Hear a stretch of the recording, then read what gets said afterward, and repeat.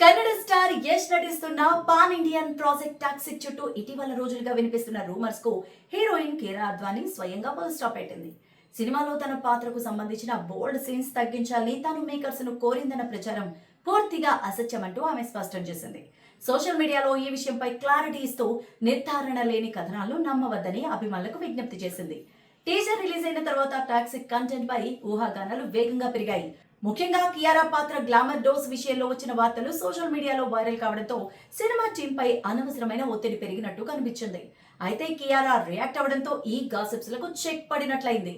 Director Geetu Mohan Das తెరకెక్కిస్తున్న ఈ భారీ action drama KVN productions banner పై నిర్మితమవుతోంది. జూన్ 4న విడుదల కావాల్సిన ఈ మూవీ ప్రస్తుతం వాయిదా పడగా కొత్త రిలీజ్ డేట్ పై ఆసక్తి నెలకొంది. జైలర్ 2 చిత్రాన్ని పూర్తి చేసిన నటుడు రజనీకాంత్ తదుపరి తన 173వ చిత్రానికి సిద్ధమవుతున్నారు. దీన్ని నటుడు కమల్ హాసన్ తన రాజ్ కమల్ ఫిల్మ్ ఇంటర్నేషనల్ పతాకంపై నిర్మించబోతున్నారట. కమల్ హాసన్ రజనీకాంత్ కలిసి నిర్మించే ఈ చిత్రానికి సంబంధించిన అప్డేట్స్ అయితే వస్తున్నాయి. ఆరంభ కాలంలో కలిసి పలు చిత్రాల్లో నటించిన కమల్, రజనీ సుమారు 17 ఏళ్ల తర్వాత మళ్లీ కలిసి నటించడానికి సిద్ధమవుతున్నారు. రెడ్ జైంట్స్ పతాకంపై ఎంగున్ ఉదయనిధి ఈ భారీ చిత్రాన్ని నిర్మించడానికి సన్నాహాలు చేస్తున్నారట. అయితే దీనికి రాజీవ్ మీనన్ ఛాయాగ్రహణాన్ని అందిస్తున్నారు. ఈ సినిమా 2027 సంక్రాంతి కానుకగా రిలీజ్ చేయాలని ప్లాన్ చేస్తున్నట్టు సమాచారం.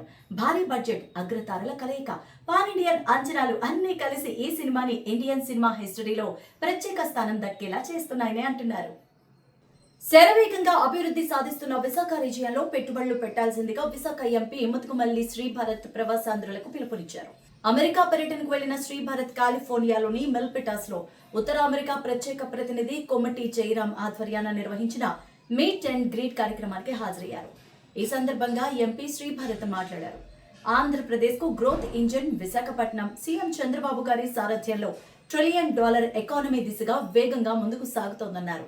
స్పీడ్ ఆఫ్ డూయింగ్ బిజినెస్ విధానాలతో పాటు ప్రస్తుతం ఏపీలో పరిశ్రమదారులకు దేశంలోనే అత్యుత్తమ ప్రోత్సాహకాలు అందిస్తున్నట్లు కూడా తెలిపారు. ఇక పరిశ్రమలకు అన్ని విధాల అనుకూలతలు కలిగిన విశాఖలో పెట్టుబడులు పెట్టి రాష్ట్ర అభివృద్ధిలో భాగస్వామ్యం వహించాల్సిందిగా ఎంపీ శ్రీభరత్ పిలుపునిచ్చారు. ప్రవాసాంధ్రులకు అన్ని విధాల సహాయ సహకారాలు అందించేందుకు తామంతా సిద్ధంగా ఉన్నామన్నారు.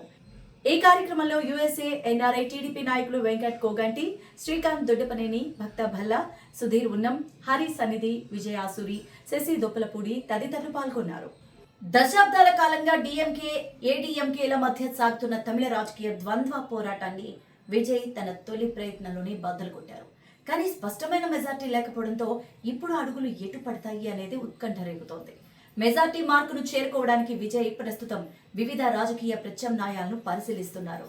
ప్రధానంగా డీఎంకే కూటమిలో ఉన్న కాంగ్రెస్ 5 సీట్లు, లెఫ్ట్ పార్టీలు మరియు బీసీకే వంటి చిన్న చిన్న పార్టీలు మద్దతు కూడగట్టుకునేందుకు ప్రయత్నాలు జరుగుతున్నట్టు కూడా ఓ సమాచారం.